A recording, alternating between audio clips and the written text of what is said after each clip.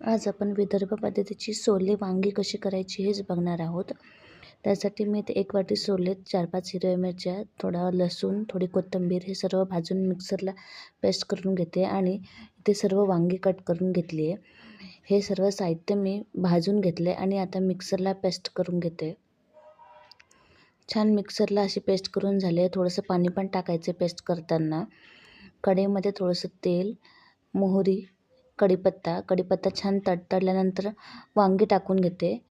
वांगी थोडी तेलामध्ये शिजू द्यायची आहे.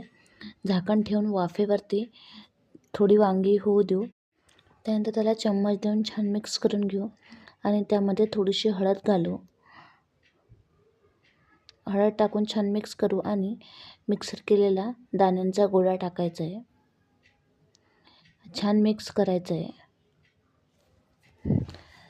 त्यानंतर गरम पाणी टाकायचं आहे. भाजीमध्ये कधी पण गरमच पाणी टाकायचं आहे, त्यामुळे भाजी छान होते.